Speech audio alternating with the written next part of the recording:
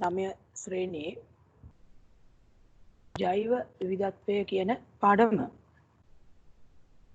මේකට අදාළ ටියුට් එක මම හිතන්නේ අරගෙන ඇති. ඒතර 9 ශ්‍රේණියේ දෙවෙනි පොතේ පාඩමක්.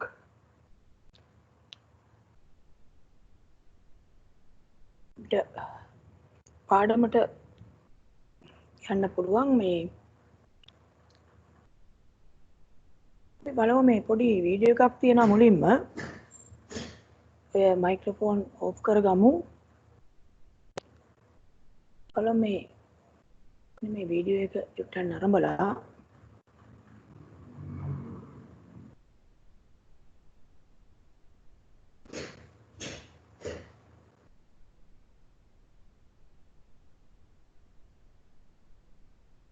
මේකේ පේන දර්ශන ගැන අවධානය යොමු කරන්න.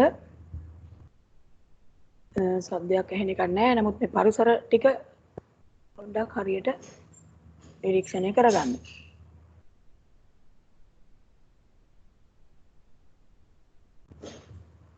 නොයෙක් තැන් නොයෙක් පරිසර කීපයක් තමයි අපි මේ දකින්නේ.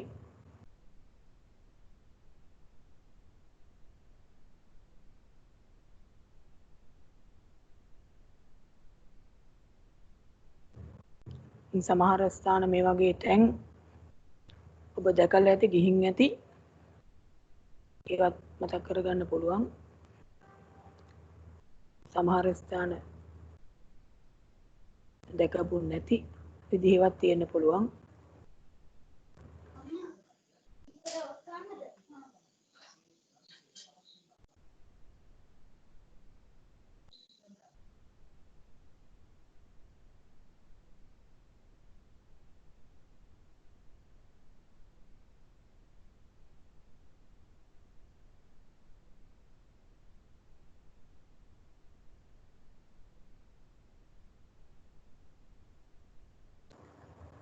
විවිධ පරිසරවල විවිධ ජීවීන් අපිට දකින්න පුළුවන්.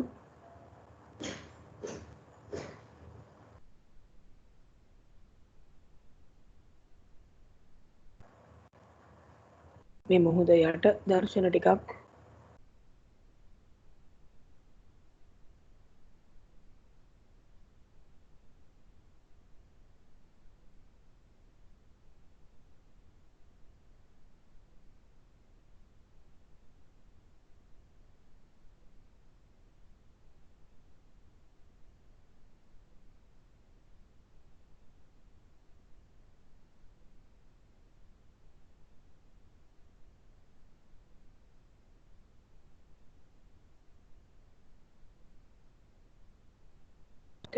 ලෝකයේ විවිධ තැන්වල මේ පරිසර මේ තියෙන්නේ.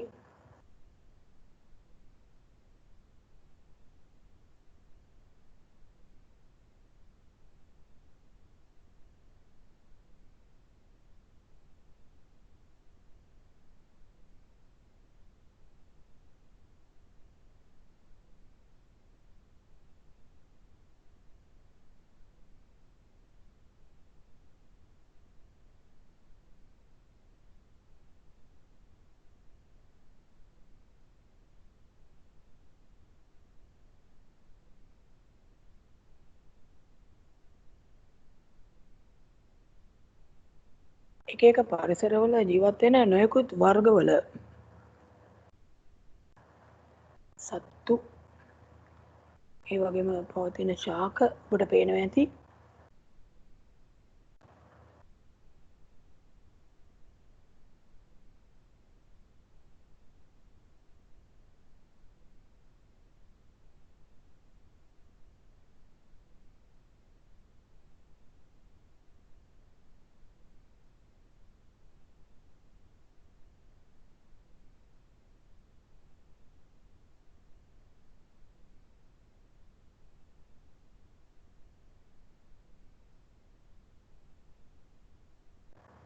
මේ අපි දැක්ක විවිධ පරිසර අපේ රටේ නොයෙක් ආකාරයෙන් තියෙනවා. එතකොට ඔබ ගිහිල්ලත් ඇති සමහර ලාවට වනාන්තරයකට, මුහුදු වෙරළට සමාට පොකුණකට ඔය හෝටන් තැන්න ගිහිල්ලා ඇති සිංහරාජේ ගිහිල්ලා ඇති. ඒතර මේවා මේ එකිනෙකට වෙනස් තැන් සාමාන්‍යයෙන් අපි කියනවා මේවා විද්‍යාවේදී පරිසර පද්ධති කියලා. ඒතර මුහුදු වෙරළක්, වනාන්තරයක්, පොකුණක්, තෘණ භූමියක් ඒ වගේ තැන් අපි මේ හඳුන්වන්නේ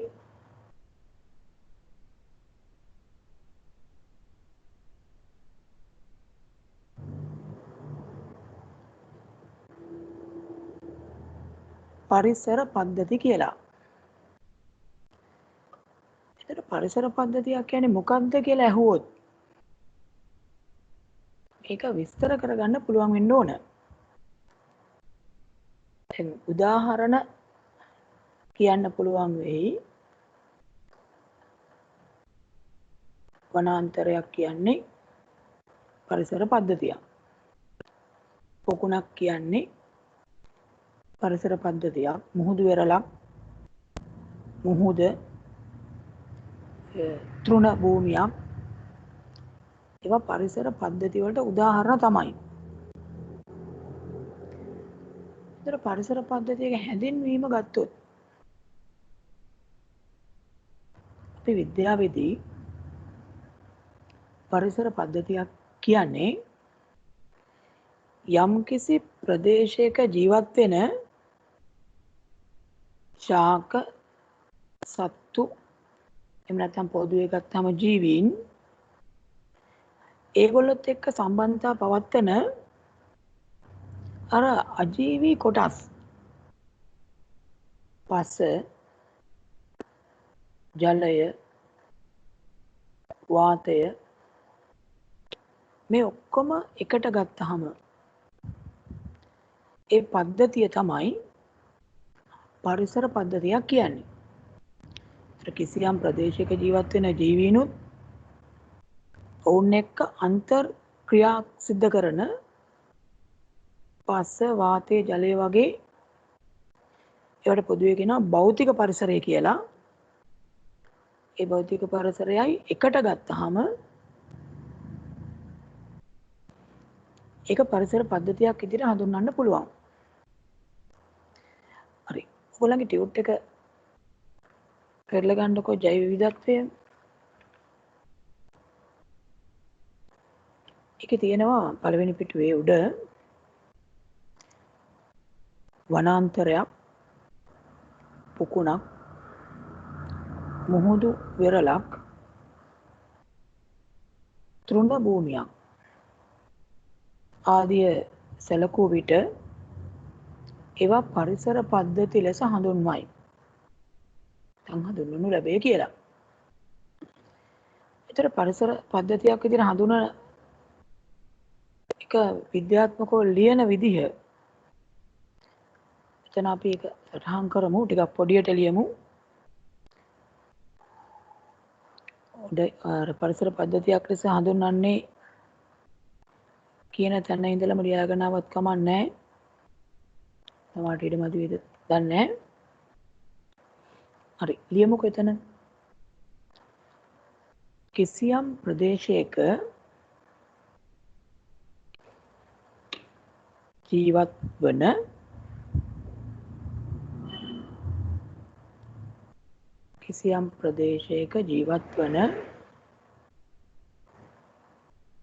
ජීවීන්ද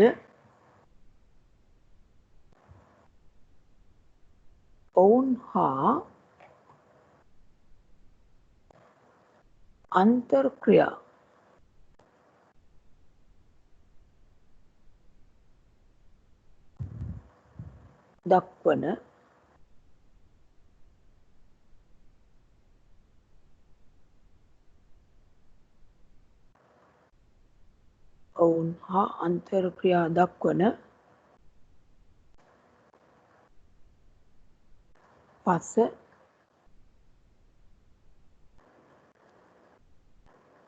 ජලය වාතය වැනි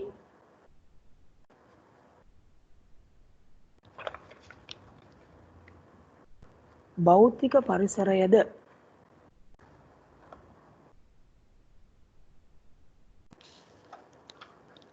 එක්ව ගත් විට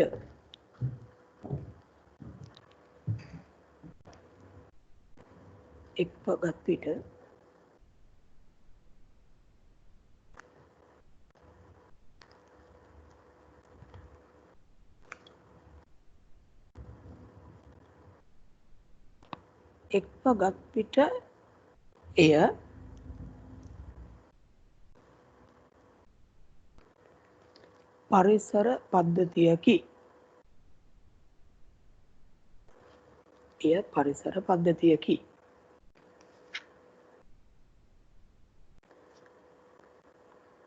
බලන්න ලියපේක හරිද කියලා.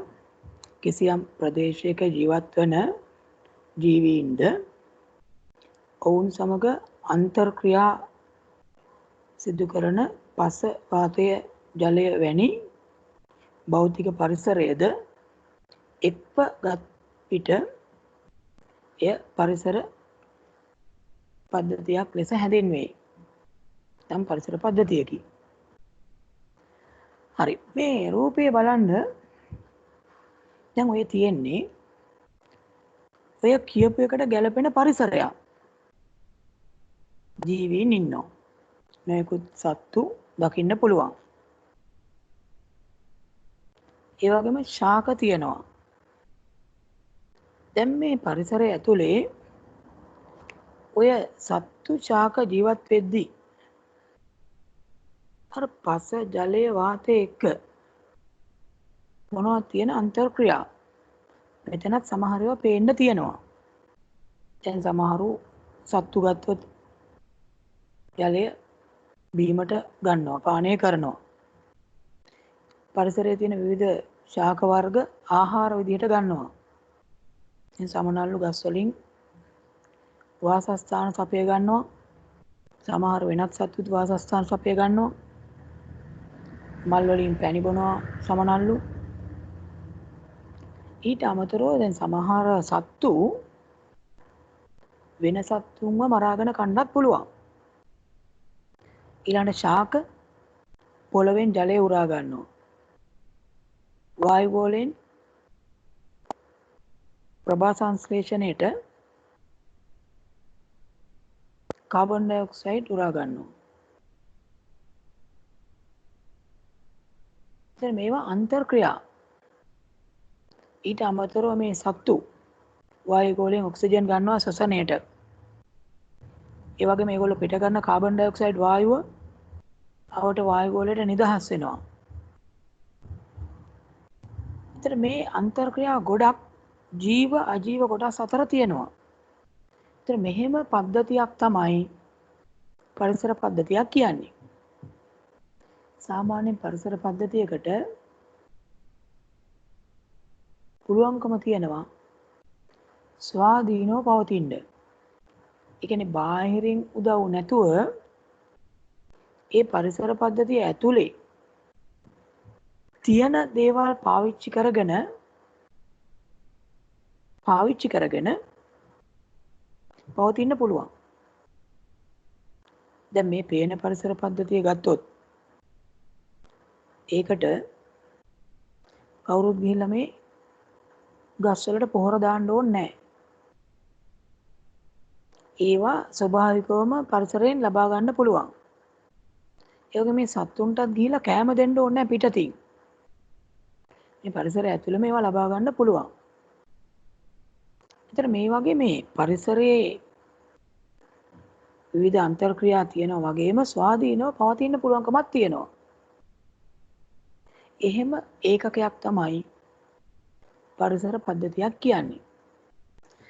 හරි, එතකොට දැන් මේ නිර්වචනය ගත්තහම වනාන්තරයක්, පොකුණක්, මේ සාගරය, මුහුදු වෙරළ, තෘණ භූමියක්, ඒවා විතරක් නෙමෙයි පරිසර පද්ධති වෙන්නේ. මොකද පරිසර පද්ධතිය කියන එක මේ විශාලත්වයේ මත රඳන එකක් නෙමෙයි. ලොකු තනි ගහක් ගත්තත් දැන් චුට්ටක් බලන්න ඕකේ පේන්න තියෙන මැද තියෙන ගහ. දැන් ඒ ගහ විතරක් ගත්තත් විවිධ සත්තු ඒකේ ඉන්නවා. එක එක සත්තු පේන්න ඉන්නවා බලන්න ගහේ ඩගලා ඉන්නවනේ. එතකොට ඒ ගහේ විවිධ වැල් වර්ග ගිහිල්ලා තියෙනවා. ඒතර එක එක සත්තුන්ට වාසස්ථාන සපයලා තියෙනවා. පොළවෙන් ජලය කණ ජලවණු උරා ගන්නවා. ගහ ගහෙන් වැටෙන කොළ පොළොවට වැටෙනවා. විවිධ සත්තු මේ ශාකෙන් ආහාර සපය ගන්නවා වාසස්ථාන ගන්නවා. සමහරවිට සමනල්ලුවේ මල් පරාගණය කරන්න උදව් වෙනවා.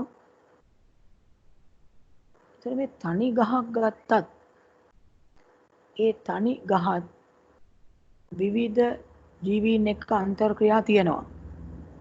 අජීව පරිසරයත් එක්ක අන්තර්ක්‍රියා තියෙනවා. ඒ නිසා මතක තියාගන්න එක තනි ගහකුත් පරිසර පද්ධතියක්. ඒ විතර නෙමෙයි දිරාගෙන යන කොටයක්. කල්පනා කරලා බැලුවොත් දිරාගෙන යන කොටයක ඒකත් එක්ක සම්බන්ධ ජීවි විශේෂ ගොඩක් ඉන්නවා. වේයෝ, ගැඩවිල්ලු, ඊළඟට ඔය පුස් දිලීර කියන්නේ බැක්ටීරියා වර්ග, ඊළඟට පත්තෑයෝ, කුහුඹුවන් මේ දිරාගෙන යන කොටේ අස්ස රිංගලා ඉන්නවා. ඒතර ඒගොල්ලෝ ආහාර සපය ගන්නවා, වාසස්ථාන සපයගෙන තියෙනවා. ඊළඟට මේ ජීවීන් පිට කරන අණුක ද්‍රව්‍ය හින්දා අර කොටේ දි รา පත් වෙනවා ටික ටික. ඒතර මේ කොටයත් එක්ක සම්බන්ධ ජීවි විශේෂ ගොඩක් ඉන්නවා. ඒකත් පරිසර පද්ධතියක්. එතකොට පරිසර පද්ධතිය කියන්නේ විශාලත්වයේ මත පදනම් වෙච්ච එකක් නෙමෙයි. ඒක එතකොට මතක තියාගන්න. හරි බලමු ඊට පස්සේ මේකේ තියෙන ඊළඟ කොටස මේ අණුව විශාල ගසක්ද පරිසර පද්ධතියකි.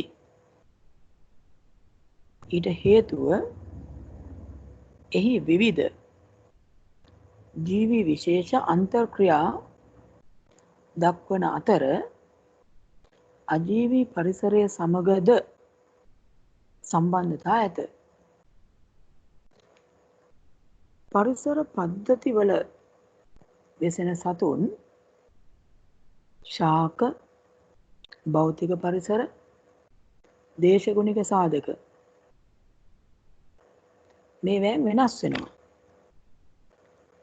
එතකොට මේ එක එක පරිසර පද්ධති ගත්තොත් මේවා අතර නොයෙකුත් විවිධත්වයන් තියෙනවා.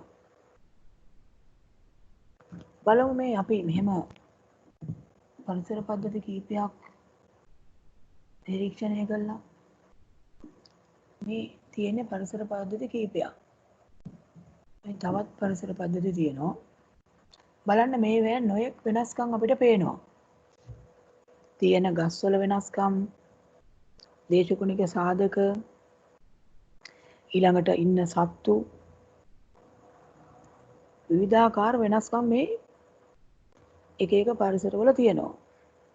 පසේ ස්වභාවය, ජලයේ තියෙන ප්‍රමාණ. එතකොට මෙහෙම එක එක පරිසර පද්ධති අතර නොයෙකුත් සාධක අනුව වෙනස්කම් තියෙනවා. ඒක අපි කියන්නේ පරිසර පද්ධති විවිධත්වය කියලා. පරිසර පද්ධති විවිධත්වය. පරිසර පද්ධති විවිධත්වය.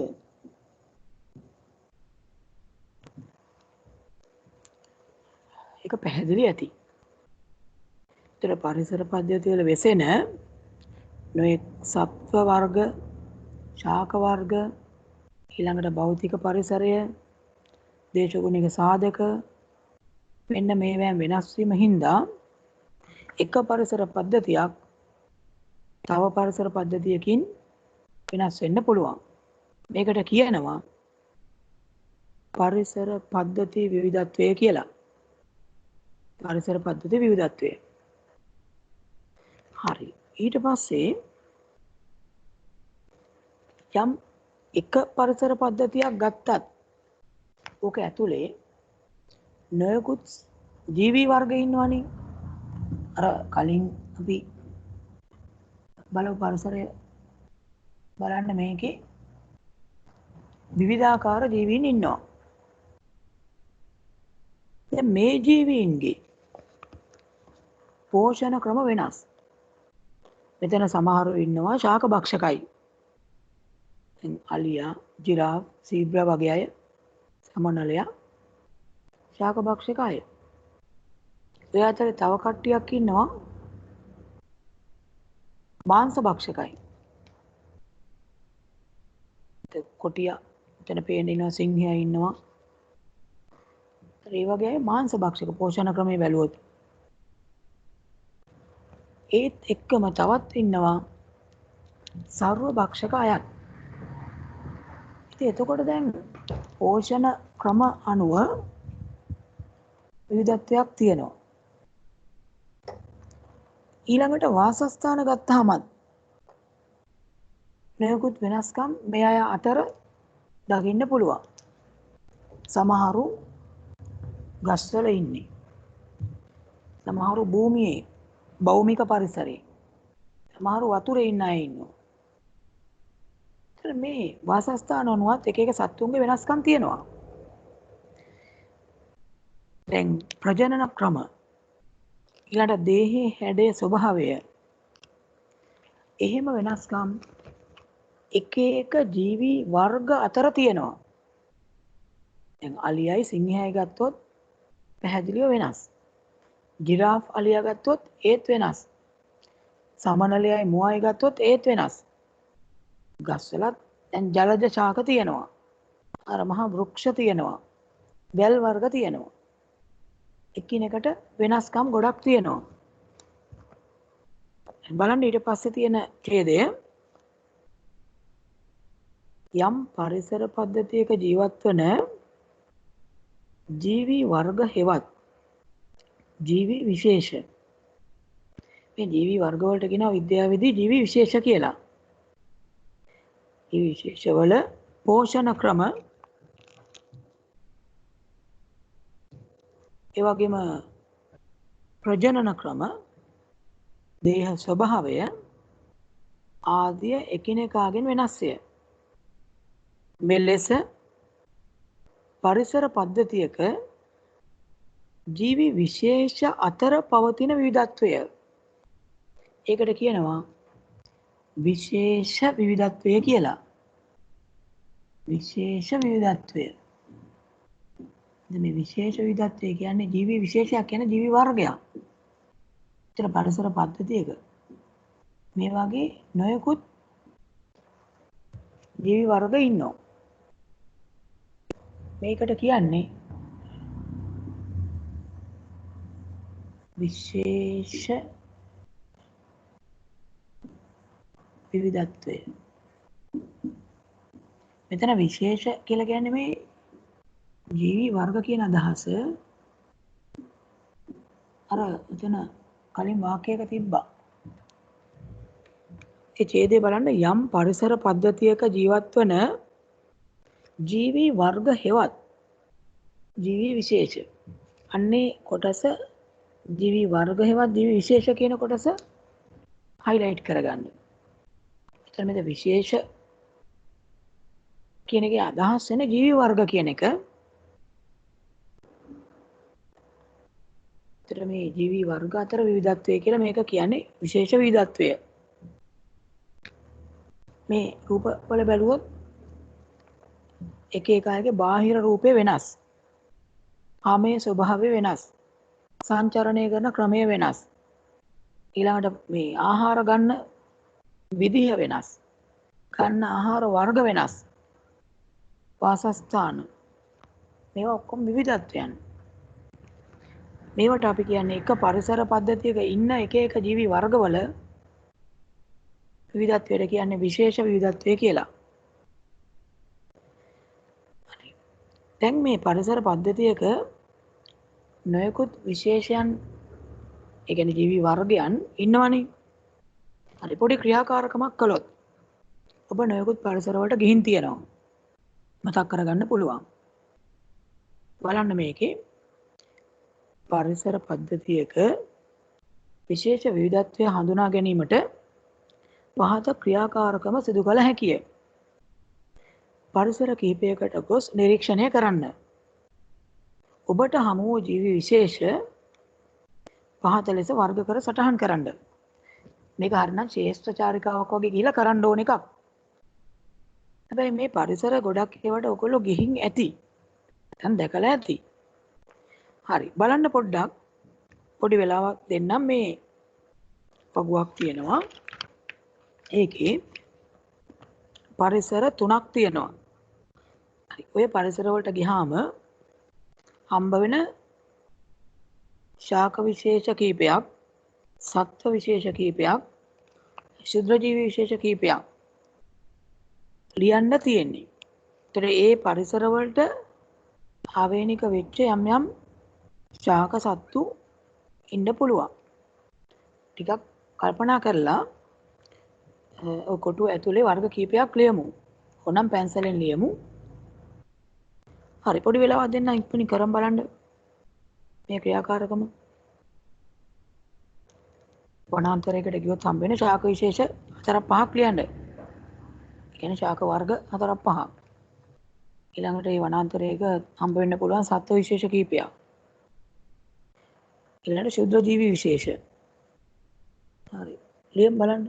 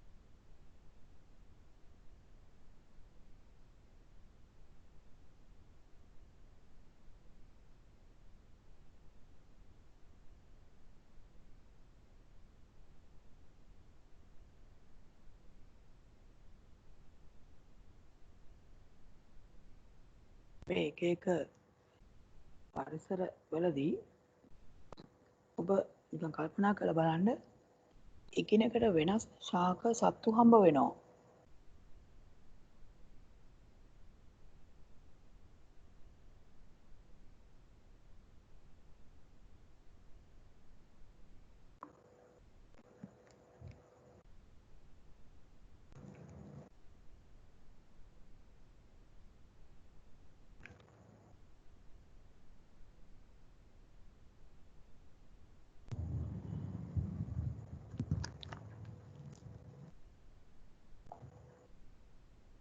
සම්පූර්ණ කරගෙන යන්න.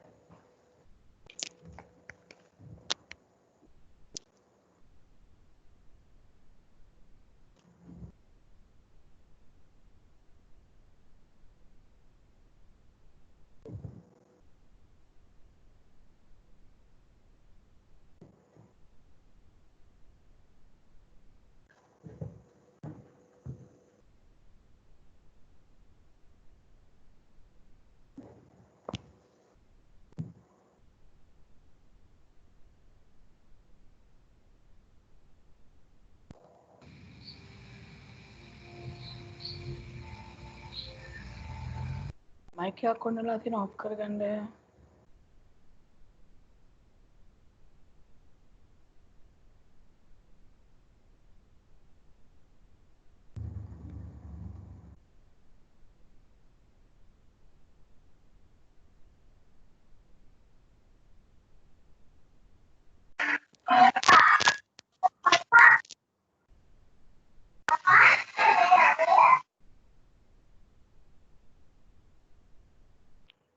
ඔන් කරන්නේ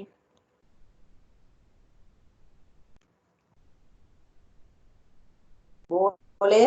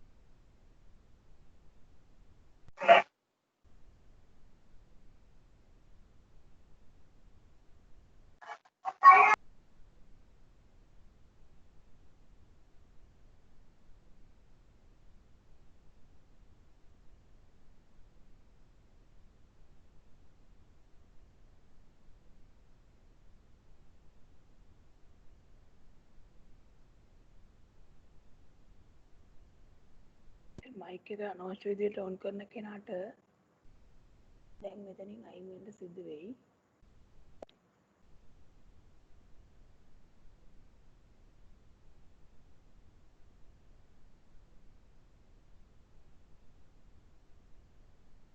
බලන්න වගුව සම්පූර්ණ කරන්න පරිසර තුනක් තියෙන්නේ. වනාන්තර පරිසරය, පොකුණු පරිසරය, මුහුදු වෙරළ.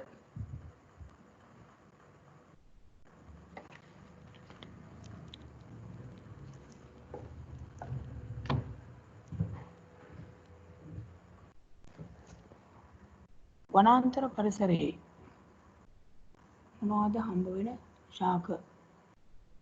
ටික යම්කිසි පරිසරයක් ගත්තොත්, වනාන්තරයක් ගත්තොත් මේකේ තියෙන මූලික ශාක වර්ග කීපයක් මෙතන ලියන්න. අපිට ගන්න පුළුවන් බුරුත, නැදුම්, තේක,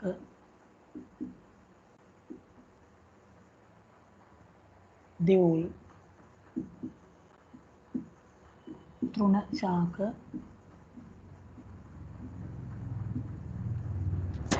සත්ව විශේෂ ගත්තොත් අලියා, වඳුරා, රිලවා, ලේනා, ඉත්තෑවා,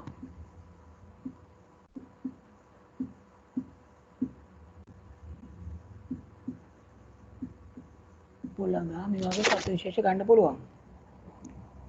ක්ෂුද්‍ර ජීවීන් තියෙන දිලීර,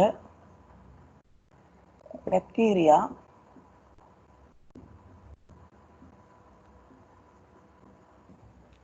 ඒ වගේ ක්ෂුද්‍ර ජීවීන් කීප දෙනෙක් ලියපුවාම ඇති. ඉතින් විවිධ දිලීර වර්ග තියෙනවා. එහෙම නම් ඕනේ නැහැ. බැක්ටීරියා වර්ගයක් තියෙනවා. හරි ඔය විදිහට බලන්න දැන් පොකුණු පරිසරයේ මුහුදු වෙරළ ඒ පරිසර දෙකෙත් ලියන්න පුළුවන්ද කියලා?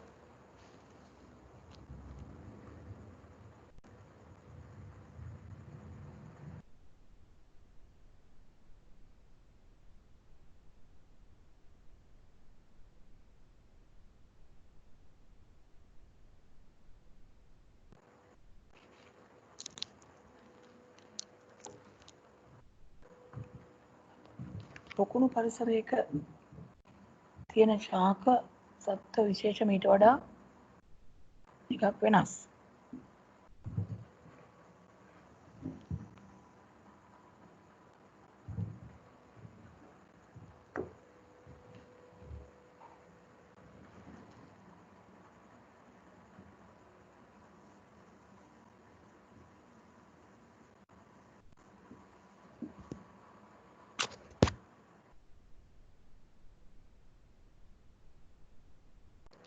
පොකුණක ශාක විශේෂ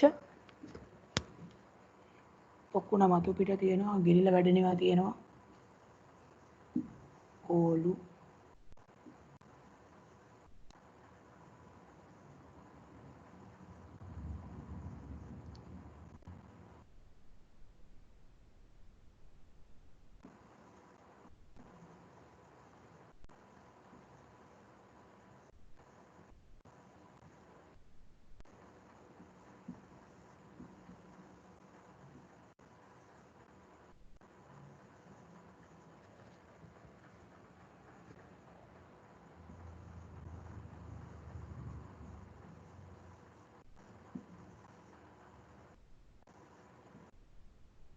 පොකුණක ශාක විශේෂ කීපයක් විදිහට ගන්න පුළුවන්. ඕලු, කෙකටිය, වැලිස්නේරියා, සැල්වීනියා, හයිඩ්‍රිල්ලා, ඒ වගේ ඒවා. සත්තු ගත්තොත්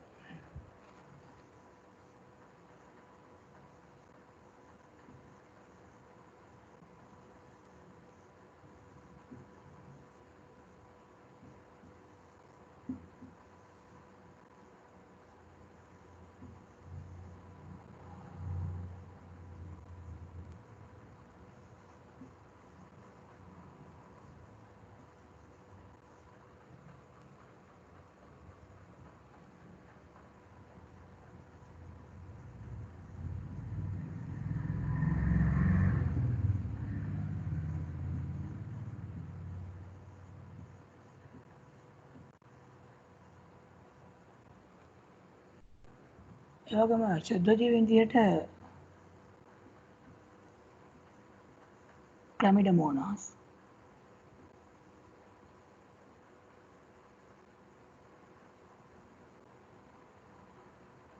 ඇමීබා,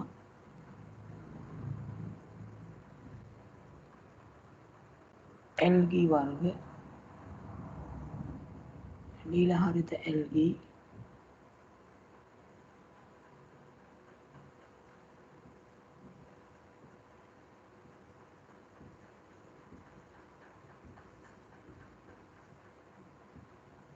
මේ වගේ ඒවා කීපයක්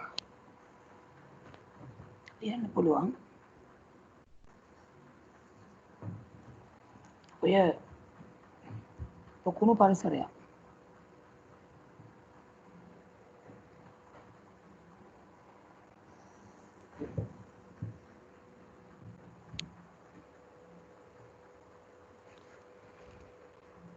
ඊට පස්සේ බලන්න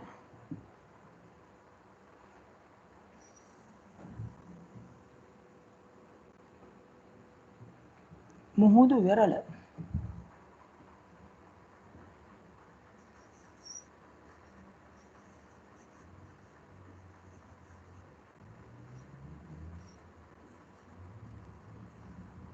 මුහුදු වෙරළක ශාක ගත්තොත් මේ දෙකේම තියෙන ශාක නෙමෙයි එහෙම තැනක තියෙන්නේ. වැටකෙයියා ඔයගොල්ලෝ දැකලා ඇති.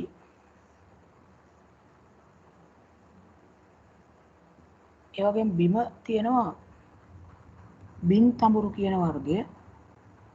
වැල් වර්ගයක් විදිහට. තව පල්ලෙහා පන්තිවල ඉගෙනගෙන තියෙනවා මතක ඇති මහා රාවණා රැවුල.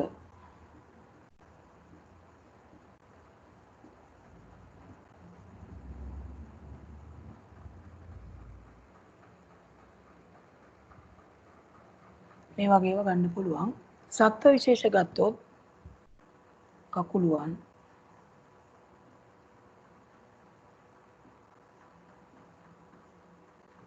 ඒ වගේම ඉකිරියා කියන සත්වයා ගල්පර වලට එහෙම ඇලිලා ඉන්නවා.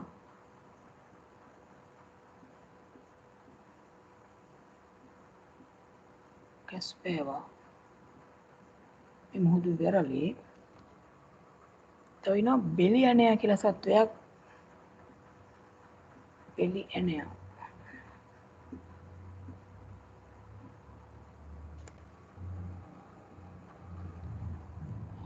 ඊළඟට ශුද්ධ ජීවීන් විදිහට රතු ඇල්ගී දුඹුරු ඇල්ගී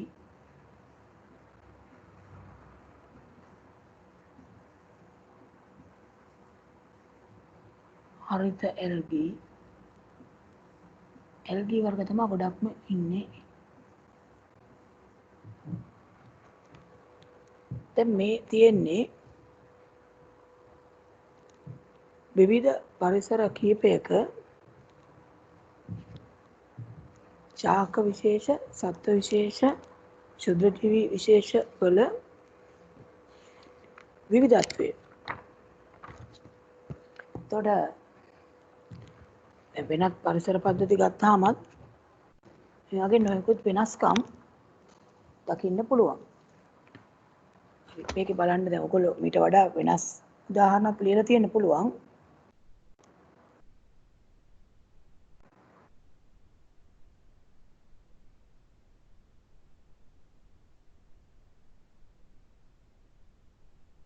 අඩුපාඩු මොනවා හරි තියෙනවා නම් සම්පූර්ණ කරගන්න.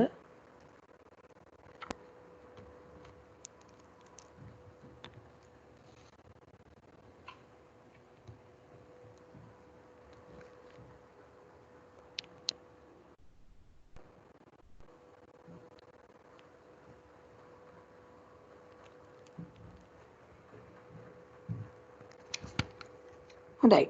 දැන් අපි යම්කිසි එක ජීවි විශේෂයක් සැලකුවොත් දැන් මෙතන තියෙනවනේ එක එක ජීවි විශේෂනේ. තනි ජීවි විශේෂයක් සැලකුවොත් ඒ විශේෂය ඇතුළේ ඉන්න එක එක සමාජිකයන්ගේ වෙනස්කම් තියනවද නැද්ද? විවිධත්වයක් තියනවද නැද්ද? මේක හොඳටම බලන්න පුළුවන්. මෙන්න මේ කට්ටිය පොඩ්ඩක් බලන්න.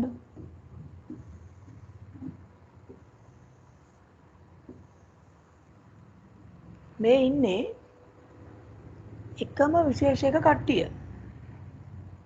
බලන්න බූල් තියන අය, බූල් නැති අය, දිග අය, කොට අය, මුණ වෙහිච්ච අය, එක එක විදිහ අය ඉන්නවා. හැබැයි මේ ඔක්කොම බලු විශේෂයි.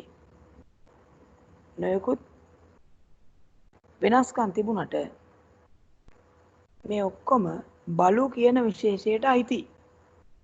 කියන්නේ එකම විශේෂයක්, එකම ජීවි වර්ගයක්. නමුත් පේනවා ඇති මේ අයගේ විවිධත්වයන් තියෙනවා. එතන මේ එක විශේෂයක් ඇතුලේ තියෙන විවිධත්වය. දැන් මෙහෙම එකම ජීවි වර්ගයක කොහොමද වෙනස්කම් එන්නේ?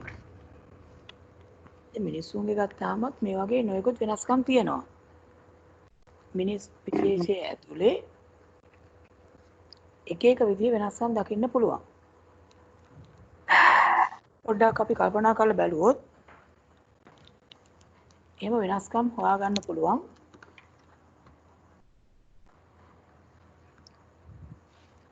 දෙවෙනි පිටුවේ වගුවක් තියෙනවා චුට්ටක් බලන්න.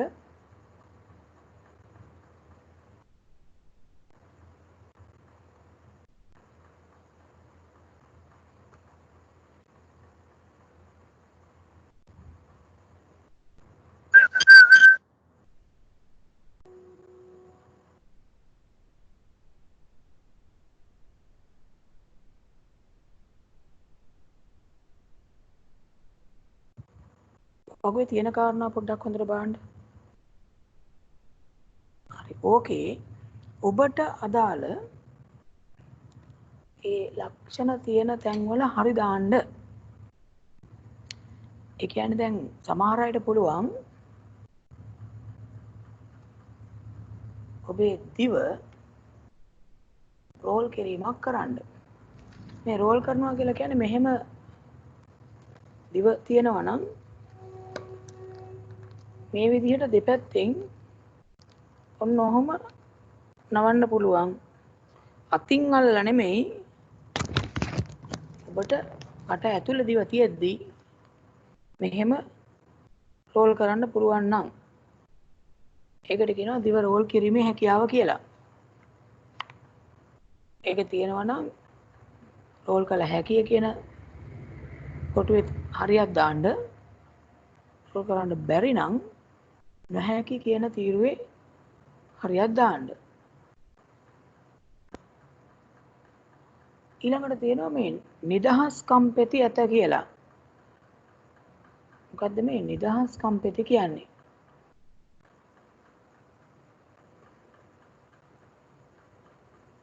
දැන් ඔබට කම්පෙත්තක් නම් තියෙනවනේ. නිදහස් කම්පෙත්තක්ද බද්ධ කම්පෙත්තක්ද කියලා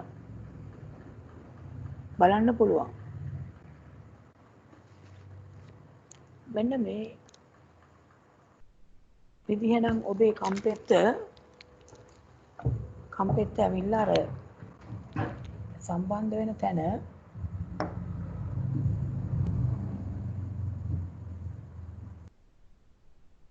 මේ කම්පෙත්ත කෙලින්ම ඇවිල්ලා ඔහොම බැඳෙනවා නම් මේකට කියන්නේ බද්ධ කම්පෙති කියලා.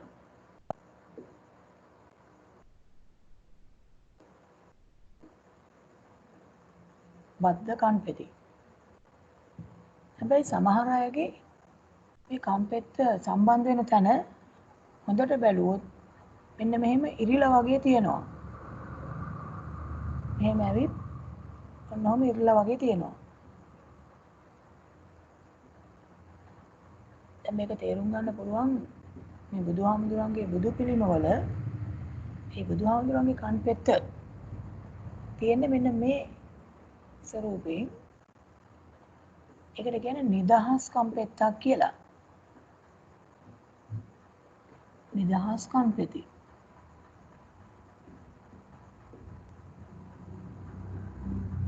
දැන් ඔබේ තියෙන්නේ මේ වර්ග දෙකෙන් මොන කම්පෙත්තක්ද කියලා බලන්න පුළුවන්.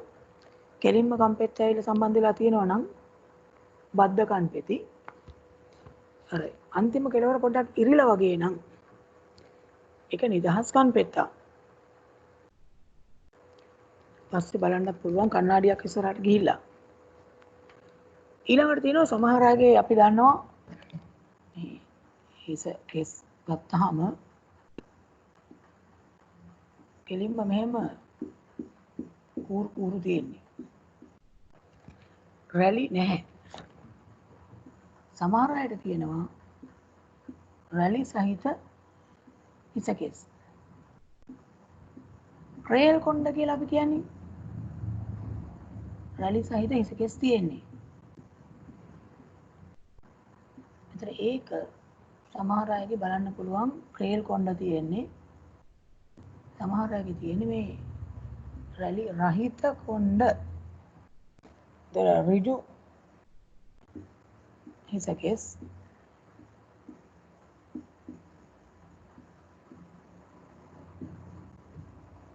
මේ වගේ ඒවා රැලි කැසුණු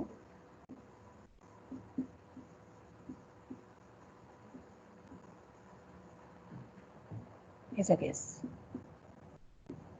මේකත් අපි අතර තියෙන වෙනස්කමක්. ඒ කියන්නේ මේ මිනිස් කියන විශේෂයේ එකිනෙකා අතර තියෙන විවිධත්වයන් ටිකක් මේ කතා කරගෙන යන්නේ. දැන් සමහර අය ඔයගොල්ලෝ ලියන්නේ දකුණු අතින් වෙන්න ඇති.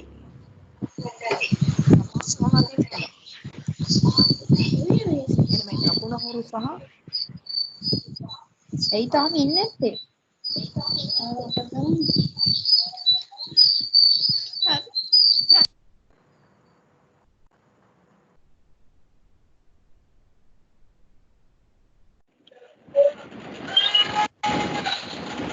අය මයික් ඔන් කරන්නේ. විහංග මයික් එක ඔන් කරන්නේ ඇයි?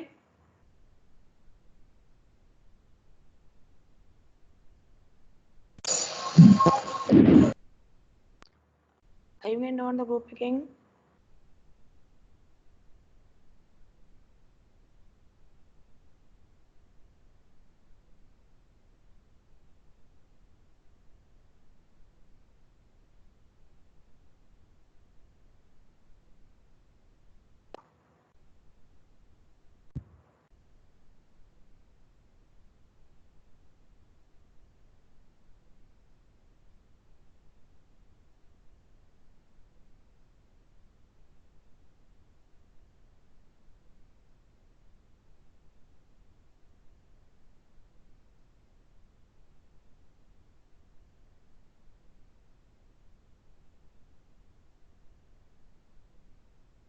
කරන්න දෙයක් නැහැ මේ පාඩමට බාධා වෙනවා.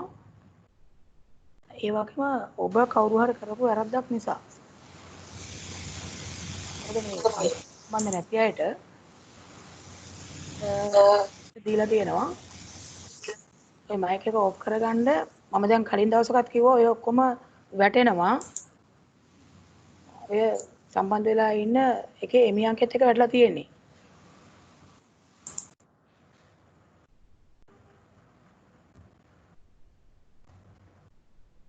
දැන් මේක මේ ඔයගොල්ලෝ අලුතෙන් ලෑස්ති වෙන්න හදන්න එපා. මුලින්ම 10 11 කට්ටියගෙත් මේ විකාරය කරන්න ඇවිල්ලා මේ 3 දෙනෙක් විතර මේ කවුද කරන්නේ කියන එක හොයාගෙන මම නීතිමය ක්‍රියාමාර්ග ඒගොල්ලන්ට ගන්න පියවර ගත්තා.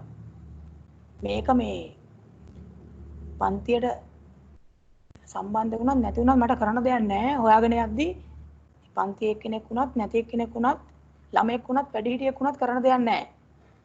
ඊට කලින් දවසකත් මම කිව්වා ඒ වගේ මතක තියාගන්න මේ කරන එක්කෙනාට පන්තිය නොවුණත් එයාට ලින්ක් එක ගිහින් තියෙන විදිහත් හොයන්න පුළුවන්. එතකොට ඒක දුන්න කෙනත් වග කියන්න වෙයි. ඊට කලිනුත් මම පණිවිඩයකුත් දැම්ම කාටවත් වෙන අයට දෙන්න එපා කියලා. එතකොට මේ පාඩමට ප්‍රමාද වෙන එක වෙන කවුරුවත් වැරද්ද කරත් ඒකට වග කියන්න ඕන මේ පන්තියෙන් පිට අයට ලින්ක් එක දුන්න කෙනා. එක්කෙනෙක් නෙමෙයි දෙන්න තුනෙම දීලා තියෙනවා. දැන් මෙච්චර දවස් මං සද්ද නැතුව හිටියේ ඉගෙන ගන්න නම් ඉගෙන ගන්න එකට බාධාවක් නොකර ඉන්න ඕන හින්දා. කවුරු හරි ඉගෙන ගන්න නම් එහෙම ආවට ප්‍රශ්නයක් නැහැ. හැබැයි මෙතන වරත්තුකම් කරන්න ආවොත් ඒගොල්ලන්ට මේ මනුස්සකම් නැහැ. මම කියන්නේ ඔබ සම්බන්ධ වෙන ඔය උපකරණේ එමි අංකෙත් එක්ක වැටෙනවා. එතකොට ඕක ඕෆ් කරත් නැතත් සිම් එක අයින් කරත් මෙහෙ තිබුණත් පිටරට ගෙනිච්චත් මොන වෙලාවක හරි ආයෙ සම්බන්ධ වුණොත් කොයිද තියෙන්නේ කියලා හොයන්න පුළුවන්. ඒ නිසා උපකරණයත් එක්ක විසි කරන්න වෙයි එහෙනම්.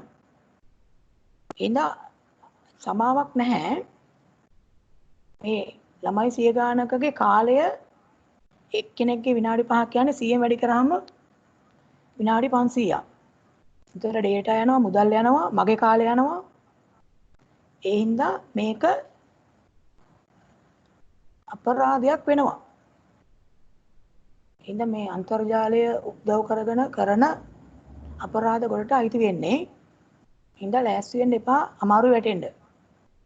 ඊට කලින් දවසක මම දැන් මේක කිව්වා.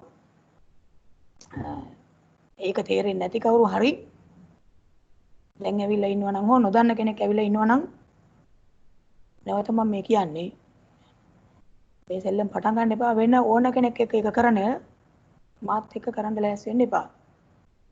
තාක්ෂණය භාගයට දැනගෙන මෙතන විකාර කරන්න එපා. තාක්ෂණයම තමයි ඔබව අමාරුවේ වැටෙන්න හේතුවක් වෙන්නේ. මොකද ඔබ නොදන්න මේ තාක්ෂණයේ තවත් පැති තියෙනවා. නොදැනුවත්කම හින්දා නෙමෙයි හිතාමතා කරන්නේ. එහෙනම් නැවත නැවත ආපහු උත්සාහ කරන්න එපා කිසිම සමාවක් හම්බෙන්නේ නැහැ.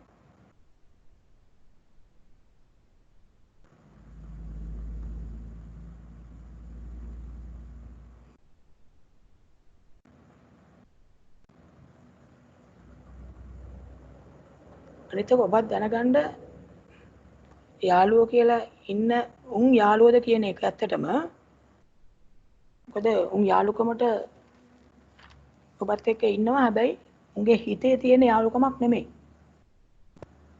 එහෙනම් නැවත නැවතත් කියන්නේ ඔබටත් පාඩමට පන්තියට සහභාගී වෙන්න නැතුව යයි කියන උපදෙස් පිළිපැද්දේ නැත්තම්.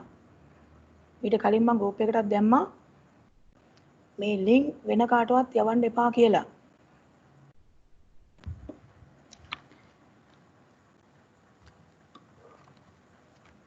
දැන් ඔය වගුව ඔබට අදාළව පුරවන වගේම ඔබේ මවට පියාට ඊළඟ සහෝදරයෙක් සහෝදරියක් ඉන්නවනම් ඒගොල්ලන්ට අදාළවත් යාළුවෙකුට අදාළවත් මේ තොරතුරු ටික බලලා පුරවන්න පුළුවන්. සමහර විට ඔබේ පවුලේ අයගේ තොරතුරු පෙරෙව්වහම යම් සමානකමක් දකින්නත් පුළුවන් වෙයි. හැබැයි ඒක අත්‍යවශ්‍ය නැහැ සමාන වීම. ඒතර මේකේ තේරුම් ගන්න ඕන දේ තමයි එකම විශේෂය ඇතුළේ නොයෙකුත් වෙනස්කම් තියෙනවා. ඒතර මේ දිව රෝල් කරන්න පුළුවන් ද බැයිද කියන එක නිදහස්කම් පැතිද වද්දකම් පැතිද තියෙන්නේ කියන එක හිසකෙස් රැලි සහිතද ඍජු හිසකෙස්ද කියන එක අවසානට මම කියමින් හිටියේ දකුණත හුරුද වමත හුරුද කියන එක. ඒතර ඔබ ලියන්න පාවිච්චි කරන්නේ හුරු අතනේ. ඒක සමහර අයගේ දකුණ හුරුයි සමහරට වම හුරුයි. ඒතර මෙන්න මේ වෙනස්කම් ගත්තාම මේ වගුව බැලුවාමත් පෙනේ ඔක්කොම පෙරෙව්වහම මිනිස් කියන විශේෂය ඇතුළේ එක එක සමාජිකයන්ගේ නොයෙක් වෙනස්කම් තියෙනවා. මේ වෙනස්කම් වලට හේතුව ඒවා විද්‍යාවේදී කියන්නේ ඥාන විවිධත්වය කියලා. ඥාන කියලා හඳුන්වන්නේ මොනවද? ඥාන කියන්නේ යම්කිසි પરම්පරාවක ඉඳලා ඊළඟ પરම්පරාවට මේ තොරතුරු අපේ ලක්ෂණ අරගෙන යන රසායනික අංශු වර්ගයක්. එතකොට මේ ඥාන වලින් තමයි මේ සියලු ඔය කියපු ලක්ෂණ පාලනය කිරීම කරන්නේ. ඒ නිසා මේ ඥාන විවිධත්වයේ විදිහට තමයි මේක හඳුන්වන්නේ. එක විශේෂයක් ඇතුලේ දකින්න තියෙන මේ වෙනස්කම්. ඒතර ඔකේ පුරවන්න පුළුවන් සම්පූර්ණ කරන්න පුළුවන් හිස්තන විශේෂයක් තුල පවතින මේ වෙනස්කම් වලට හේතුව ඥාන විවිධත්වය නම් වේ. ඒතර ඥාන කියන්නේ මොකක්ද කියන එක තියෙනවා මෙතන. ඥාන යනු සෛල තුල ඇති වර්ණ දේහ මත පිහිටි රසායනික සංඝටක වර්ගයකි. ඒ වර්ණ දේහ කියන විහුව ඇතුලේ තුල තමයි මේ ඥාන තියෙන්නේ. ඒවා ජීවීන්ගේ ආවේනික ගති ලක්ෂණ පාලනය කරනවා. ආවේනික ගති ලක්ෂණ කියන්නේ පරම්පරාවෙන් පරම්පරාවට ගමන් කරන්න පුළුවන් ලක්ෂණ.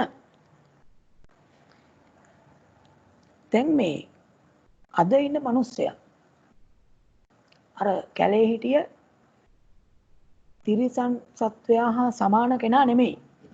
හැබැයි ඒ ලක්ෂණ එන්න පුළුවන්. ඒ කාර්ය ආදි කාලේ ඉඳලා එන සමහර ලක්ෂණ තියෙන්න පුළුවන් ඇඟ ඇතුලේ. ඒව තමයි සමහරුන්ගේ මතු වෙන්නේ. තිරිසන් ගති මතු වෙන්න පුළුවන්.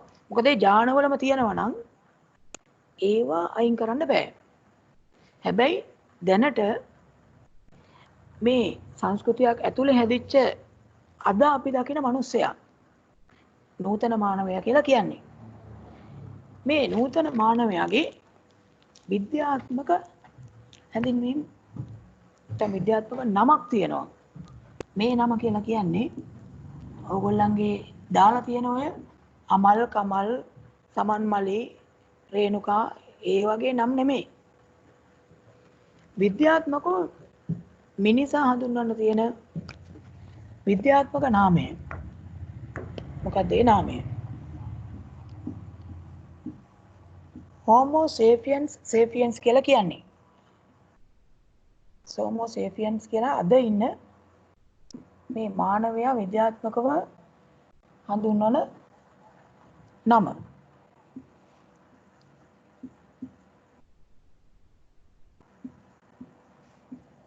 සාමාන්‍ය විද්‍යාත්මක නම ලියපුවාම මේ ඉරක් ගහන්න ඕනේ යටින්. නැත්නම් ඇල අකුරු වලින් මුද්‍රණය කරන්න ඕනේ. මුද්‍රණය කරද්දී Homo sapiens තමයි නූතන මානවයා. එයාගේ උපවිශේෂයත් එක්ක දක්වනකොට කියන්නේ Homo sapiens sapiens කියලා. සාමාන්‍ය විද්‍යාත්මක නමක මෙන්න මේ මුල අකුර කැපිටල් අකුරක් විදිහට ලියන්නේ. අනිත් සියලුම අකුරු සිම්පල් අකුරු විදිහටයි ලියවෙන්නේ. එතන අපි ලියාගෙන ආපු එකේ මේවා මගින් ජීවීන්ගේ ආවේනික ගති ලක්ෂණ පාලනය වේ කියලා තියෙනවනේ. අන්න එතන තියෙන පොඩි ඉඩේ මේක ලියලා තියමු. නූතන මානවයා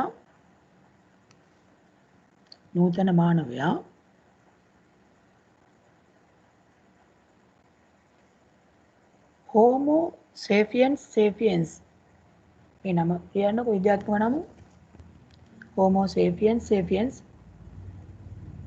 විශේෂයට අයත් වේ. Homo sapiens sapiens විශේෂයට අයත් වේ. සියලුම අකුරු කැපිටල් පළවෙනි අකුර ඇර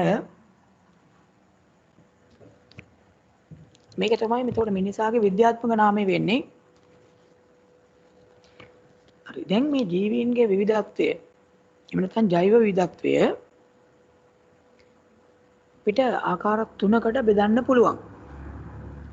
අපි මේ කතා කරගෙන ආපු විවිධත්වයන් ගත්තොත් එතකොට මේ ජෛව විවිධත්වය ජීවීන්ගේ විවිධත්වය කොටස් තුනකට බෙදුවොත් මොනවද මේ ජෛව විවිධත්වයේ ආකාර තුන? එකක් තමයි පරිසර පද්ධති විවිධත්වය. පරිසර පද්ධති විවිධත්වය.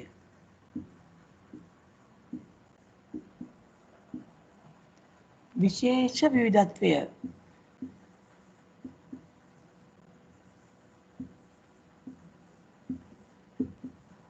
ඒ වගේම ඥාන විවිධත්වය.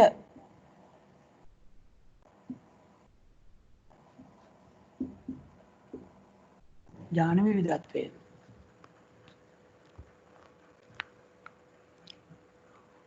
ඒ තුන එතන ලියමු. ජෛව විවිධත්වයේ මූලික විවිධත්ව තුනකට බෙදිය හැකිය. පරිසර පද්ධති විවිධත්වය, විශේෂ විවිධත්වය, ඥාන විවිධත්වය.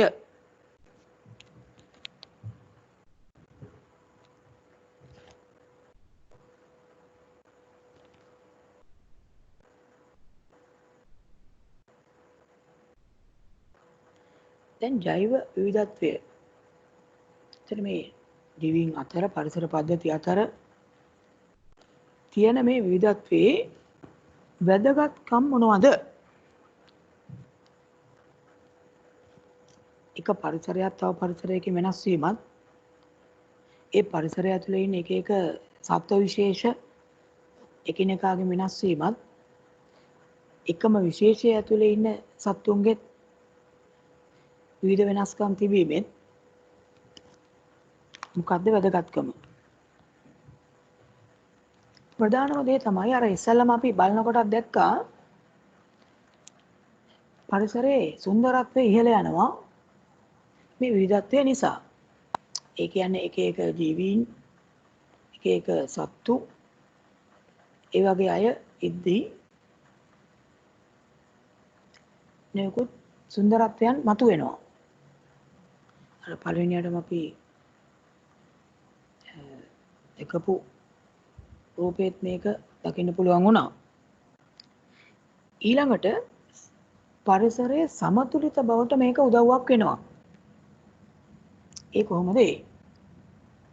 දැන් වනාන්තරයක් ගමුකෝ. වනාන්තරයක ශාක භක්ෂක සත්තු ඉන්නවා. මාංශ භක්ෂක සත්තු ඉන්නවා. ශාක භක්ෂක සත්තු විතරක් හිටියොත් ඒගොල්ලෝ අර තනකොළ තෘණ වර්ග උඩා පැලෑටි මේවා දිගින් දිගටම කාගෙන ගියොත් අර කුඩා පැලෑටි බව නැති වෙලා පොළොව මට්ටමේ තියෙන තෘණ ශාක පැලෑටි ඔක්කොම විනාශ වෙනවා. අවසන් වෙන්න පුළුවන්. ඒ වගේම මේ ශාක භක්ෂක සත්තු ශීඝ්‍රයෙන් වැඩි වෙන්න පුළුවන්. හැබැයි මාංශ භක්ෂක සත්තු මොකද කරන්නේ? මේ ශාක භක්ෂක සත්තුන් අල්ලන් කනවා. එතකොට අසාමාන්‍ය විදිහට ශාක භක්ෂක සත්තු වැඩි වෙන එක සිද්ධ වෙන්න දෙන්නේ නැහැ. එතකොට දැන් මෙතන පොඩි පාලනයක් එනවා. මොකද්ද පාලනය? අර ශාක භක්ෂකයෝ සංඛ්‍යාව ශීඝ්‍ර විදියට වැඩි වෙන එක මාංශ භක්ෂකයෝ වළක්වනවා. ඒතර මාංශ භක්ෂකයෝ දිගින් දිගට කාගෙන ගියොත් එහෙම ශාක භක්ෂකයන්ව එතකොටත් ගැටලුවක් එනවා. ඊට පස්සේ ඒගොල්ලන්ට ආහාර හිඟයක් එනවා. ඒ ශාක භක්ෂකයෝ දැන් නැහැ. එතකොට ඛණ්ඩ නැතිවීම නිසා මාංශ භක්ෂකයන්ට බඩගින්න ඉඳන්න වෙනවා. ඒගොල්ලෝ සමාජලාට මිය යනවා. ඒ නිසා මාංශ භක්ෂකයෝ අඩු වෙනවා.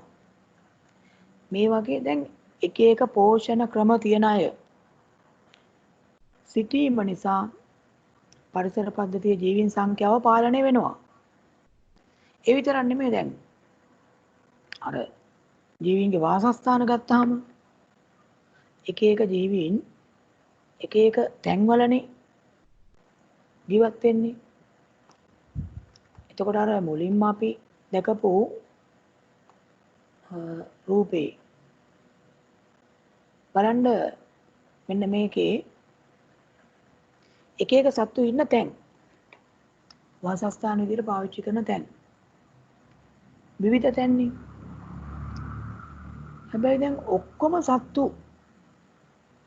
මේ ගහ උඩ ඉන්න ගියොත් එහෙම ඒක ලොකු ප්‍රශ්නයක් වෙනවනේ.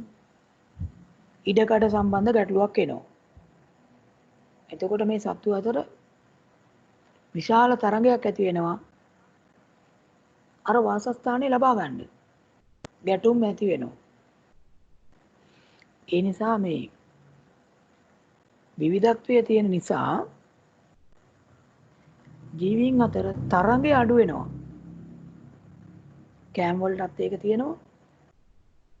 එතකොට වාසස්ථාන වලටත් ඒ තරඟය තියෙනවා. හැබැයි මේගොල්ලන්ගේ විවිධත්වයේ හින්දා ඒක අඩු වෙනවා. දැන් ඔක්කොම සත්තු ශාක ආහාරයට ගත්තා නම් අර ආහාර ලබා ගන්න මේ ඔක්කොම සත්තු තරම් කරනවා. කොටියා, සිංහයා, අර උකුස්සෝ, ඒ කියන්නේ මේ මාංශ භක්ෂක කියන කට්ටියත් ශාකම ගත්තා නම් ඒතර ලොකු තරගයක් මේ ආහාර වලට ඇති වෙනවා. ඒ නිසා මේ තරගය අඩුකරනද විවිධත්වයේ උදව් වෙලා තියෙනවා. ඒ වගේම ජල මූලාශ්‍ර පස වගේ ඒවා ආරක්ෂා කරගන්න විවිධ ශාක වර්ග තියෙන එක උදව්වක් වෙලා තියෙනවා. ඊට අමතරව යම් කිසි පරිසර පද්ධතියක නොයෙකුත් වෙනස්කම් තියෙන එක විවිධත්වයන් තියෙන එක අධ්‍යාපනික සහ පර්යේෂණ කටයුතු වලදී ඒ වගේම විනෝදාස්වාදයට වැදගත් වෙලා තියෙනවා. අපි දැන් එක එක පරිසර බලන්න යන්නෙත් මේ හින්දානේ. එහෙම නැත්නම් අපි බලන්න යන්නේ නැහැ. දැන් අපි නුවරඑළිය යනවා. එතකොට ඒක එක පරිසරයක්. ඊළඟට සමහරවිට අපි මුහුදු වෙරළ බලන්න යනවා. ඒක වෙනම පරිසරයක්. ඒතර මේ විවිධත්වයේ හින්දා තමයි අපි මෙහෙම තැන් වලට යන්නේ. එතකොට විනෝදාස්වාදයේ සඳහා මේ පරිසරයේ සුන්දරත්වය වැඩි වෙන්නත් ඔය කියන ජෛව විවිධත්වයේ වැදගත් වෙලා තියෙනවා. එතකොට මේ ජෛව විවිධත්වයේ වැදගත්කම් මතක තියාගන්න. ඊට පස්සේ මේ තියෙනවා බලන්න ආවේනික විශේෂ යනු කියලා. මොකද මේ ආවේනික විශේෂ කියන්නේ? ආවේනික විශේෂ යම්කිසි එක භූගෝලීය ප්‍රදේශයක එහෙම නැත්නම් එක රටක විතරක් දකින්න පුළුවන් සමහර ජීවි විශේෂ හම්බ වෙනවා. එහෙම ආයත අපි කියනවා ආවේනික විශේෂ. ඒක දේශික කියන වචනේ පාවිච්චියට ගන්නවා. ඒක දේශික සත්තු කියන එක. එතකොට මේ ආවේනික සත්තු ඒ වගේම ආවේනික ශාක තියෙනවා. ඒවා අපි කියන්නේ එක රටකට හෝ එක භූමි ප්‍රදේශයකට විතරක් සීමා වෙච්ච ජීවීන්. ලංකාවෙත් එහෙම අය ඉන්නවා. වලි කුකුලා අපි කියනවා මේ ඒකදේශික නැත්නම් ආවේනික සත්වෙක්. ලෝකයෙන්ම ලංකාවේ විතරයි මේ සත්වය ඉන්නේ. ඊළඟට මත්ස්‍ය වර්ග විදියට අශෝක පෙතිය, බන්දුල පෙතිය, ලංකා රිලව, ඒ වගේම බුලත් හපයා. බුලත් හපයා කියන්නේත් මත්ස්‍යෙක්. ආවේනික ලංකාවට ආවේනික මත්ස්‍යෙක්. කැහිබෙල්ලා කියන පක්ෂි වර්ගය, පලාපොළඟ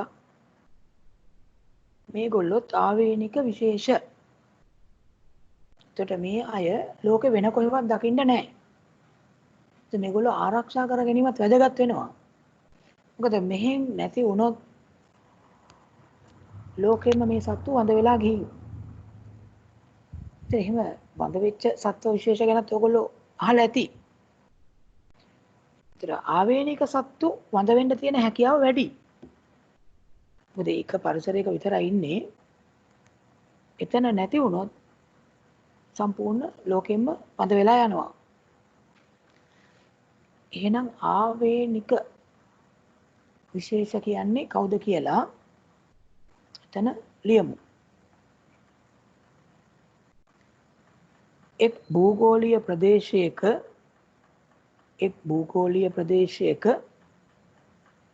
හෝ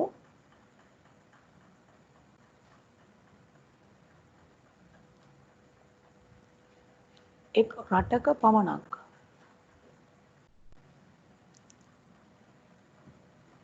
දැකිය හැකි ජීවී විශේෂ වේ. එක් භූගෝලීය ප්‍රදේශයක හෝ එක් රටක පමණක් දැකිය හැකි ජීවී විශේෂ වේ. එතන දැන් උදාහරණ කීපයක් ලියන්න බලන්න ඔය කියපු. අපි කිව්ව ආවේනික සත්තු කීප දෙනෙක්.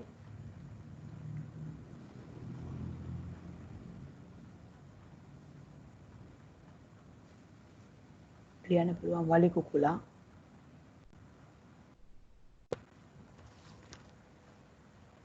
බුලත් හපයා,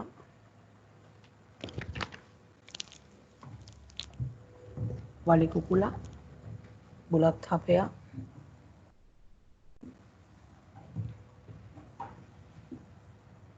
බන්දුල පෙතියා මත්සේ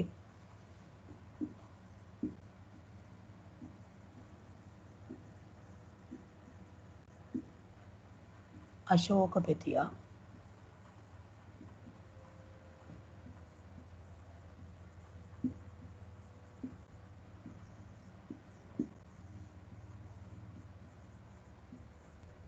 මේගොල්ලෝ ඔක්කොම මත්ස්‍යෝ.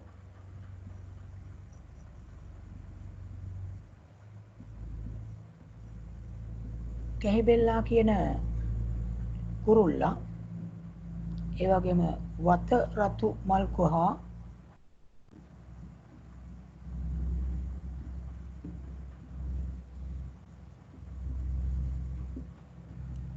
ලංකා රිලව රිලව් ඉන්නවා. ලංකාවේ ඉන්න රිලව් කොහෙවත් නැහැ. ලංකා රිලවා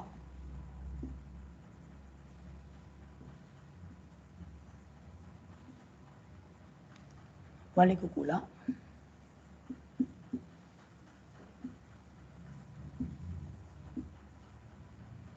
පලාපොළඟා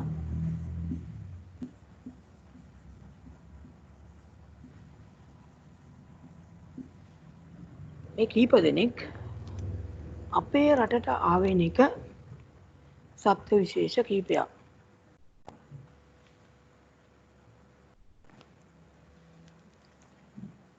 එතකොට මේ ජීවීන් අතර විවිධත්වයක් තිබීම නිසා ලැබෙන ප්‍රධාන වාසිය තමයි තමන්ගේ අවශ්‍යතා සම්පූර්ණ කරගන්න ගියාම ඒවට තියෙන තරඟය අඩු වෙනවා.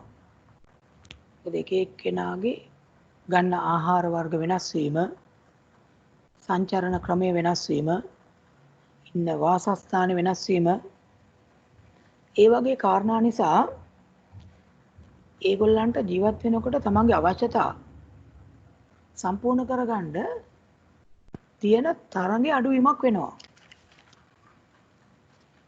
ඔකේ බලන්න ඒ විස්තරය තියෙනවා. විවිධ ජීවීන් අතර නොයෙක් ලක්ෂණවල පවතින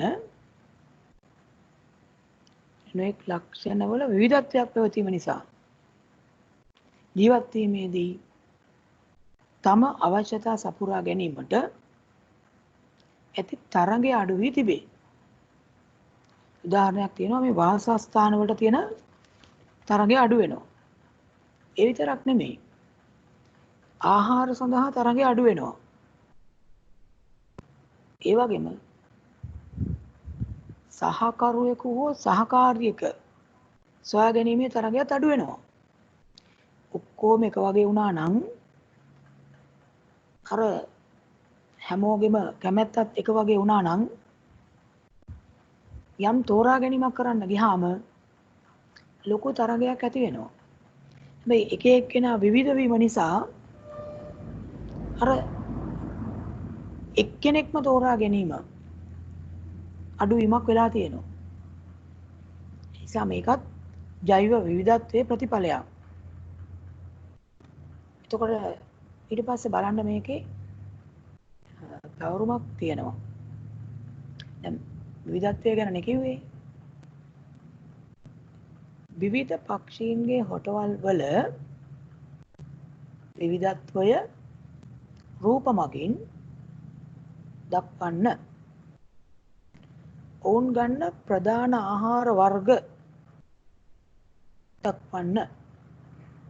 එවිටම පක්ෂීන් අතර ආහාර සඳහා තරඟය මෙයින් අඩු වී තිබෙන බව පැහැදිලි වේ. එක එක හොටවල් ආකාර තියෙන පක්ෂීන් ටිකක් අලවන්න. ඉතාලියක් දාලා ඉස්සරහින් ලියන්න පුළුවන්. එතකොට ඒගොල්ලෝ ගන්න ආහාර වර්ගය මොකක්ද කියලා. එතකොට පෙනෙයි අර හොටේ ස්වභාවය වෙනස් වීම නිසා මේගොල්ලෝ ගන්න ආහාර වර්ගත් වෙනස් වෙලා තියෙනවා. එතකොට ආහාර වලට තියෙන තරඟය ඒගොල්ලන්ගේ අඩු වෙලා. ඒතර හොටේ විවිධත්වය නිසා ආහාර සඳහා තරඟය අඩු වෙනවා. මේක කොලයක කරන්න පුළුවන් එක එක පක්ෂී වර්ගවල ඒ හොටේ ස්වභාවය විතරක් ඇඳත් ඇති. නැත්නම් අලවන්න පුළුවන් ඉස්සරහින් ඊතලයක් දාලා ඒගොල්ලෝ ගන්න ආහාර වර්ග ලියන්න. මේක පැවරුමක් විදිහට කරලා අරන් එන්න. ඊළඟ සතියේ පන්තියට එද්දී නම අංකය ලියලා අනිත් පැත්තේ කොලයක කරන්න. එතකොට අපි මේ අද ජෛව විවිධත්වය කියන කොටසට අදාළව මුලින් ඉඳන් ගත්තොත් කතා කරමින් ආවේ විවිධ පරිසර තියෙනවා කිව්වා. එතකොට මේ පරිසරවල මුලින්ම පරිසර පද්ධතියක් කියන්නේ මොකක්ද කියලා. ඒතර හැඳින්වීම මතක තියාගන්න ඕන කිසියම් ප්‍රදේශයක ජීවත් වෙන ජීවීනුත් ඔවුන් එක්ක අන්තර්ක්‍රියා දක්වන අර පස ජලය වාතය වගේ භෞතික පරිසරයත් එකට ගත්තාම තමයි පරිසර පද්ධතියක් කියන්නේ. එතකොට නොයෙකුත් පරිසර පද්ධති අතර වෙනස්කම් තියෙනවා. වනාන්තර, තෘණ භූමි, මුහුදු වෙරළ, පොකුණ මේවා විවිධ පරිසර පද්ධති. මේකට කියනවා අපි පරිසර පද්ධති විවිධත්වය කියලා. ඊට පස්සේ මේ එක පරිසර පද්ධතියක ඉන්න ජීවි වර්ග නැත්නම් ජීවි විශේෂ බැලුවොත් ඒගොල්ල අතරත් විවිධත්වයක් තියෙනවා. මේ රූපේ බැලුවොත් පේනවා. ඒතකොට ඒකට කියන්නේ විශේෂ විවිධත්වය. ඒතකොට සිංහයයි අලියයි වෙනස්. ජිරාෆ් සහ සීබ්‍රා වෙනස්. සමනලයි ගිරවයි වෙනස්. ඒවා විශේෂ අතර විවිධත්වයන්. ඊළඟට තව විවිධත්වයක් ගැන කිව්වා. එකම විශේෂය අයගෙත් වෙනස්කම් වගේක්. මේක හොඳටම අඳුර ගන්න පුළුවන් අවස්ථාව තමයි අර බලු විශේෂය. මේ බලු විශේෂය ඇතුළේ ඉන්න අයගේ විවිධත්වය. එක එක විදිහ අය මේ වෙනස්කම් එක විශේෂයක් ඇතුළේ වෙන්නේ ජාන වෙනස් වීම නිසා. ඉතින් මේකට කියනවා ජාන විවිධත්වය කියලා. ඒ අනුව අර මූලික ආකාර තුනකට වෙන් කරන්න පුළුවන් ජෛව විවිධත්වය, පරිසර පද්ධති විවිධත්වය, විශේෂ විවිධත්වය, ජාන විවිධත්වය කියලා. එතකොට අපේ තියෙන මිනිසුන්ගේ තියෙන එකිනෙක වෙනස් වෙන ලක්ෂණ කීපයක් මේ වගුවේ තිබ්බා. ඒ වගුව පුරවන්න ඕන. දිව රෝල් කරන්න පුළුවන් ද බැයිද? නිදහස් කම්පැතිද බද්ධ කම්පැතිද තියෙන්නේ? ඍජු හිස කෙස්ස රැලි ගැහුණු හිස කෙස්ස තියෙන්නේ? වමත හුරුද දකුණත හුරුද? අන්නේ කාරණා ටික. දැන් ජෛව විවිධත්වය නිසා ඇති වෙලා තියෙන වැදගත්කම් මොකද්ද? කීපයක් කිව්වා. පරිසරයේ සමතුලිත බව රැකිලා තියෙනවා. ඒ වගේම පරිසර සුන්දරත්වය ඇති කරන්න ඒක වැදගත් වෙනවා. ජීවි විශේෂ අතර තියෙන අර විවිධත්වය නිසාම තරඟය අඩු වෙලා තියෙනවා. ඒ වගේම පස ජල මූලාශ්‍ර වගේ ආරක්ෂා වෙන්නත් මේක වැදගත් වෙනවා. අධ්‍යාපනික කටයුතු විනෝදාස්වාදයටත් මේ ජෛව විවිධත්වය උදව්වක් වෙනවා. ආවේනික විශේෂ කියන එක ඊළඟට අපි කිව්වා.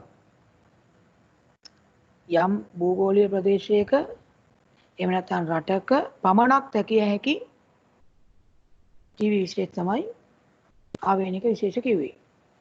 එතකොට ලංකාවේ ඉන්න ආවේනික විශේෂ කීපයක් ගැන කිව්වා. වලික කුකුලා, බන්දුල පෙතියා, අශෝක පෙතියා, ඒ වගේම බුලත් හපයා, රිලව, පොළඟ, වත රතු මල් කොහා ඒ වගේ අය ලංකාවට ආවේනික සත්තු. ඒ විදිහට ශාකක් තියෙනවා. ඒතර මේ විවිධත්වයේ සම්බන්ධයෙන් තමයි අපි කතා කරේ. පැවරුමක් කරන්න කිව්වා. තුන්වෙනි පිටුවේ පැවරුම එක කරලා අරන් එන්න. එතකොට අදට අපි ওই කාරණා ටික තමයි කතා කරන්නේ. මේ ටික අපි හොඳට බලන්න. මේක ඉදිරියටත් උවමනා වෙනවා. 11 දිත් උවමනා වෙනවා. 11 අන්තිම පාඩමේදී අපි ආයේ උවමනා වෙනවා. ඒ නිසා මේ කාරණා මතක තියාගන්න. නැවත 10 පාඩමකත් ඔබ ඔය වගුව සම්පූර්ණ කරපු එක මිනිස් විශේෂයේ විවිධ ලක්ෂණ ඒකත් 10 අවසාන පාඩමේ ආය හම්බ වෙනවා. නිසා මේවා දිගටම උමනා වෙන කොටස්. හරි. අදට එහෙමනම් අපි ඔය ටික කළා ඉවර කරමු. ලබන සතියේ සාමාන්‍ය විදියට පන්ති තියෙනවා. සාමාන්‍ය පන්තියක් සාමාන්‍ය විදියටම තියෙනවා. හැමෝටම ආයුබෝවන් සුබ රාත්‍රියක්.